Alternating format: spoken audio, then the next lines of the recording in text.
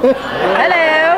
I don't know if this is working. Good evening. Good evening. All right. Glad to see so many of us made it out tonight.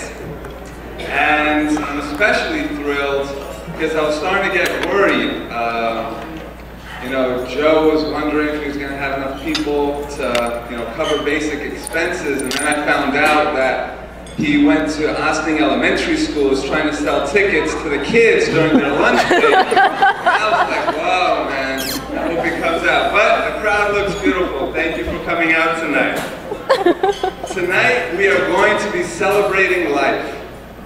We're going to be remembering the life of my cousin John. He was taken from us a lifetime too early. Almost 4 years it's been now. And it still hasn't quite sunken in. And every time when I look at one of his photos and see his great big smile, it just seems like he's right around the corner. He's gonna pop up anytime. John was full of life, and he wanted to experience every bit of it. Let me give you an example. I've been driving for about 15 years, and I've owned 2 cars. But John, talk about cars like 5 a year he'd go through. He'd buy one, he'd hook it up, and then he'd sell it for more than what he bought it for. That's how he was. He wanted to taste life. He wanted to taste it. And what was so special about John is that he wanted to share it with you. He knew how to take care of his friends. So how do you explain what happened, and how do you make sense of it all? What do? You have to keep living, keep fighting. You cry, yeah, but you keep hope alive. You find out what's inside and what you're made of. And for the past 4 years, we've been finding out exactly what Joe, Malita, Mike, and Amanda are made of. They're made of determination. They could have called it quits. They could have gone quietly into the night. They could have done a number of things, but they did not. Absolutely not. They decided to fight death, literally. Let me explain. Across the United States, every single week, approximately 4 to 5 people are either seriously or fatally injured in sanitation-related accidents. That's 200 to 250 people a year. The Rodriguez family said that's way too many. And on September 13, 2006, the fruits of their determination ripened. A bill in New York State, Bill 7174, was approved by Governor Pataki. It is a bill that was passed that reinforces the sanitation workers' safety by requiring video cameras on the back of all of the trucks and vans, as well as the use of helmets by the workers.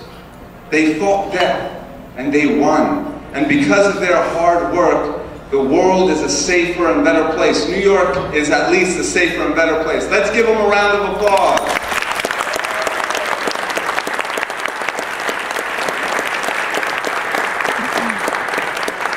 They're working on their second bill right now, which is going to be required safety training for all new hires. So this is like hard work that they've put, and real results have come to pass because of it. But it doesn't stop with just the New York State bills. Just as John was full of life, so is his family. And with that same memory, they have kept his memory alive and well. They established a non-profit organization. They have created a website which house all of this great information, jprfund.org. There's an operations center named after him in Ossning. Thousands of people drive past it every day and see his name. And of course, certainly not least, brings us to the scholarship fund and why we're all sitting in this room tonight. You know, it would be nice enough for us to come here hope. Hope. We still have hope. Spring is here, and life is just bursting all around us. So let's learn a lesson from John, and let's stop for a while and taste life. Share it with our friends. Ladies and gentlemen, Joe and Malita Rodriguez.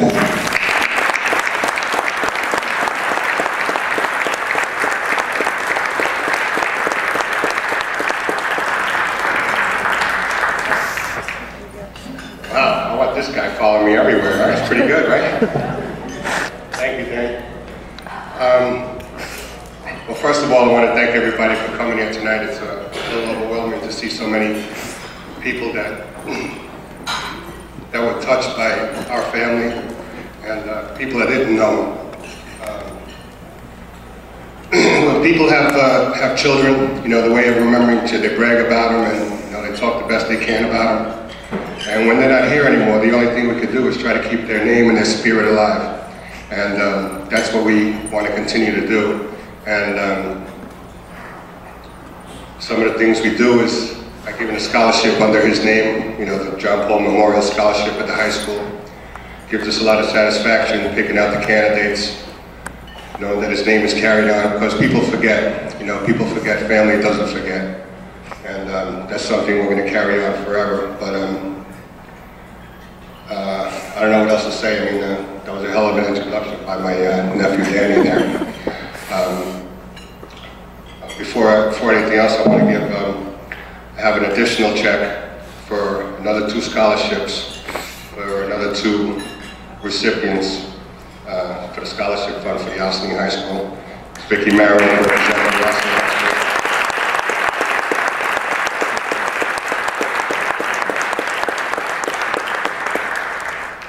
And then, besides everybody here that made this night possible, and for your generosity and support for being here. We appreciate everybody here.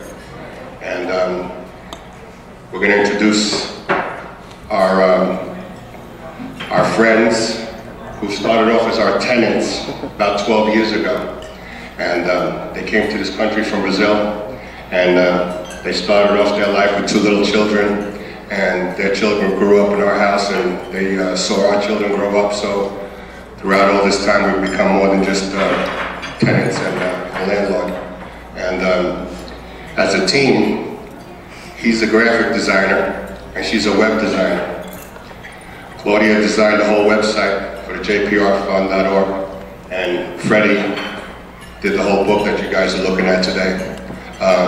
Everybody here is in business that needs their help in any way. Believe me, as a team, you can't get better than them. And I'd like to present them with an award tonight. Freddie, Claudia.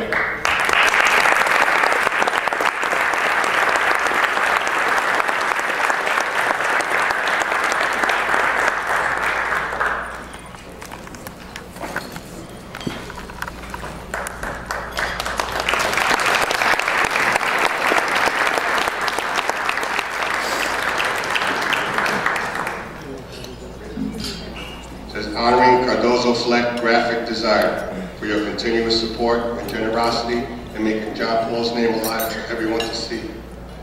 In memory of John Paul Rodriguez. Thank you. I'd like to say something. I publicly want to thank my husband because when he first came up with this idea, I was totally against it because with the economy the way it's going, wasn't sure that it was going to come out okay. And thank to all of you people